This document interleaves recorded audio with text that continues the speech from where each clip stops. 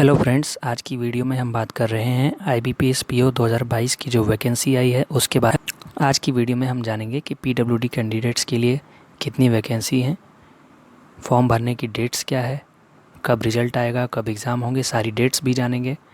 ये भी जानेंगे कि स्क्राइब की क्या गाइडलाइंस है और ये भी जानेंगे कि इस फॉर्म को भरने की एलिजिबिलिटी क्राइटेरिया क्या है। तो आप वीडियो में बने रहिए, वीडियो को अंत तक ज़रूर देखिएगा। हेलो फ्रेंड्स, आप देख रहे हैं दिव्यांग पॉइंट। चलिए वीडियो को शुरू करते हैं।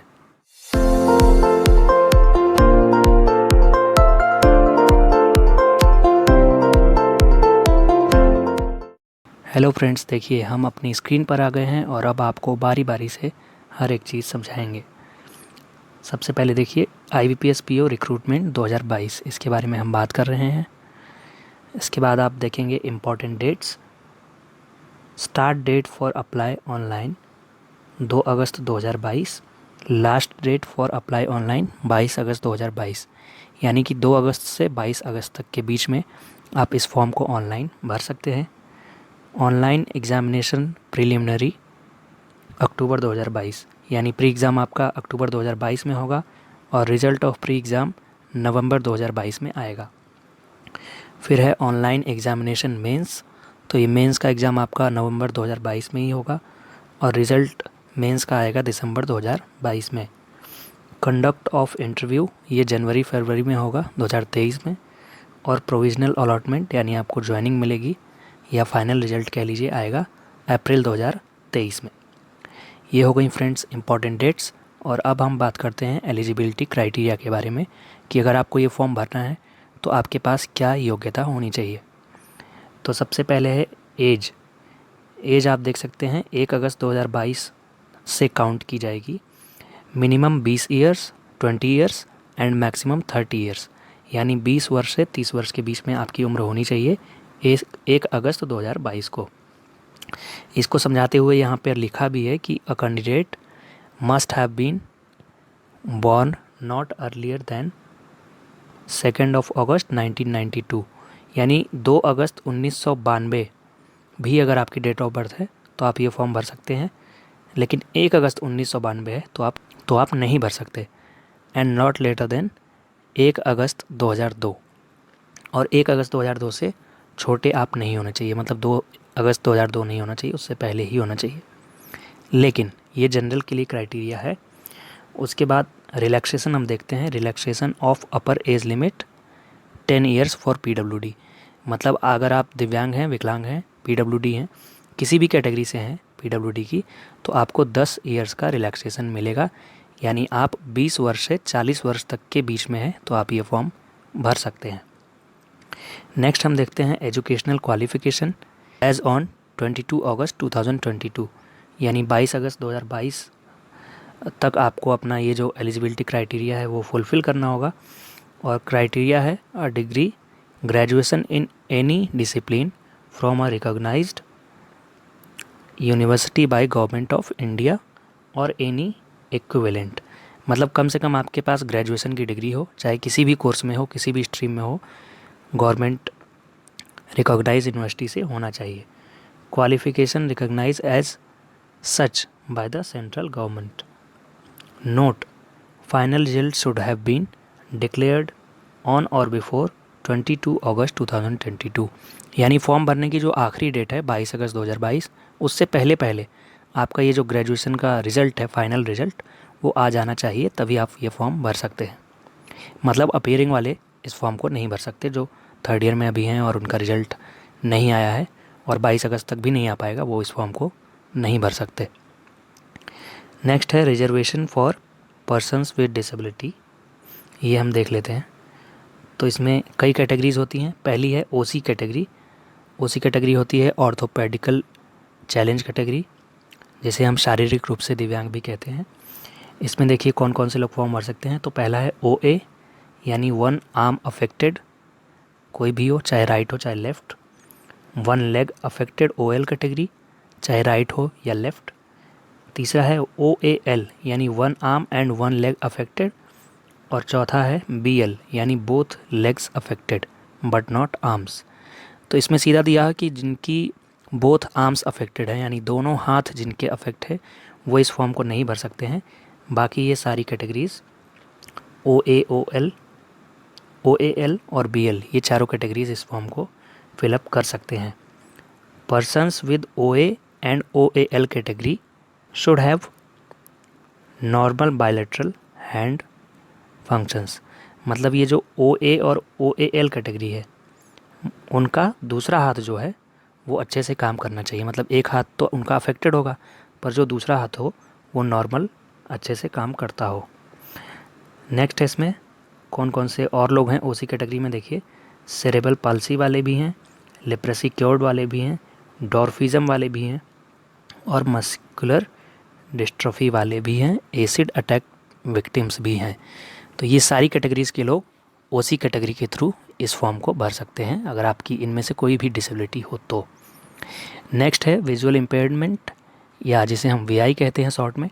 VI कैटेगरी, इसमें 2 सब कैटेगरी होती हैं। पहली है ब्लाइंडनेस और दूसरा है लो विज़न। ये लोग भी फॉर्म भर सकते हैं।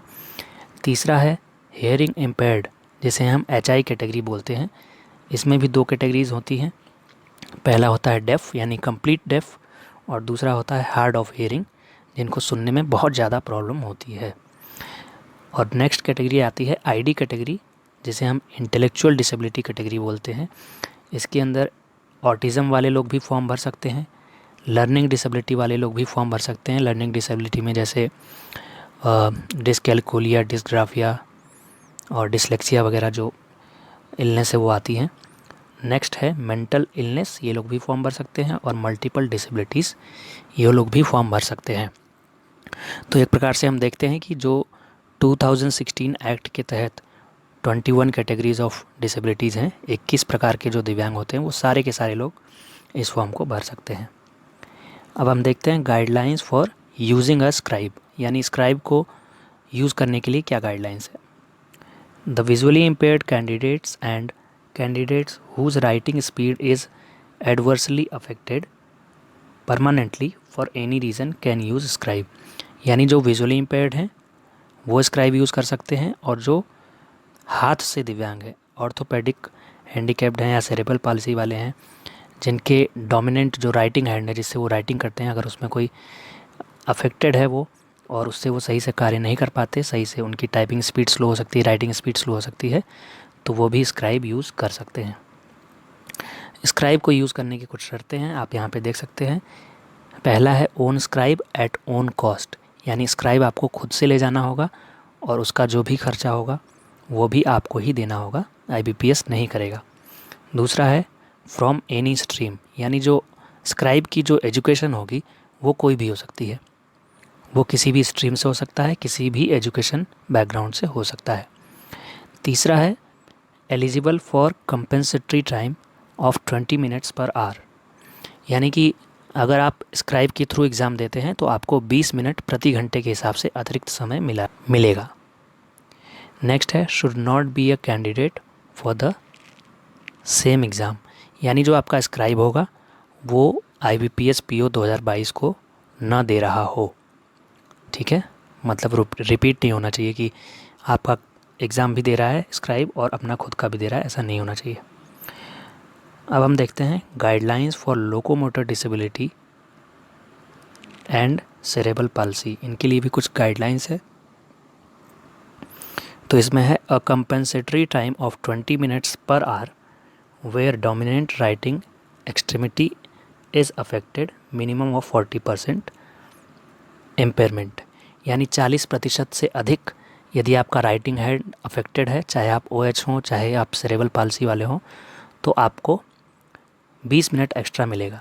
नेक्स्ट है guidelines for visually impaired candidates who suffer from not less than 40% of disability may opt view the screen of the test in magnified font and all such candidates will be eligible for compensatory time of 20 minutes per hour।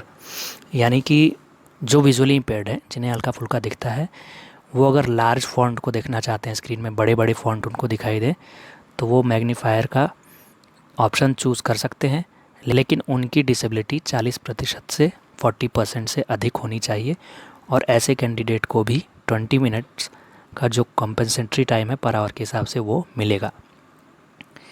Next है guidelines for candidate with intellectual disability. ठीक है, इनके लिए क्या guidelines है? A compensatory time of 20 minutes per hour, यहाँ 20 नहीं लिखा हुआ है लेकिन 20 minutes per our, availing the service of a scribe और नॉट। यानी जो इंटेलेक्चुअल डिसेबिलिटी वाले हैं उनको 20 मिनट्स पर आवर मिलेगा ही मिलेगा, चाहे वो स्क्राइब यूज़ कर रहे हों या फिर स्क्राइब यूज़ ना कर रहे हों। नोट है आखिरी में, आप देख सकते हैं, only candidates registered for compensatory time at the time of online registration will be allowed such concessions. यानी जब आप ऑनलाइन फॉर्म भर रहे हो तो जो कंपनसेटरी टाइम का ऑप्शन है उस पर आपको यस करना है, उसको सिलेक्ट करना है, तभी आपको एग्ज़ाम के टाइम पे ये कंपनसेटरी टाइम मिल पाएगा। अगर आप ऑनलाइन एप्लीकेशन अप्लाई करते समय ही अगर आप इसको चूज़ नहीं करते, सेलेक्ट नहीं करते हैं, इस पे यस पे टिक नहीं करते, तो फिर ये टाइम आपको नहीं मिल पाएगा। ओके, तो अब हम लास्ट में देख लेते हैं सीट वैकेंट फॉर पीडब्ल्यूडी, यानी सारे पीडब्ल्यूडी के लिए कितनी सीटें हैं आईबीपीएस पीओ में। तो जो टोटल वैकेंसी आई है वो है 6432, यानी 6432 लोग आईबीपीएस पीओ बनेंगे सारी कैटेगरीज़ के मिला के। उसमें से डिसेबिलिटी को अगर आप देखें पीडब्ल्यूडी को, तो एचआई को मिलेंगी 82 सीट्स, यानी हेयरिंग इम्पेयर्ड वालों को 82 सीट्स मिलेंगी। ओसी यानी कि ऑर्थोपेडिकली चैलेंज्ड वाले जो हैं उन सबको मिला करके मिलेंगी 76 सीटें। वीआई विजुअली इम्पेयर्ड, इनको मिलेंगी 74 सीटें। और आईडी यानी इंटेलेक्चुअल डिसेबिलिटी, इनको मिलेंगी 65 सीट्स। फ्रेंड्स, आईबीपीएस पीओ 2022 का जो पूरा फुल नोटिफिकेशन आया हुआ है, जो ये मैं इन्फॉर्मेशन आपको दे रहा हूँ, इसको भी अगर आप पूरा डिटेल में पढ़ना चाहते हैं तो इसका नोटिफिकेशन का पीडीएफ आपको वीडियो के डिस्क्रिप्शन में मिल जाएगा, आप वहाँ से जा कर के चेकआउट कर सकते हैं। अगर आपको वीडियो पसंद आई हो तो वीडियो को लाइक करें, अपने फ्रेंड्स के साथ अधिक से अधिक शेयर करें, और यदि आप चैनल पर नए हैं तो चैनल को सब्सक्राइब करें और बेल का बटन ऑन कर दें, ताकि आने वाली हर एक वीडियो की नोटिफिकेशन आपको मिल सके और आप वीडियो को देख सकें। मिलते हैं अगली वीडियो में, तब तक के लिए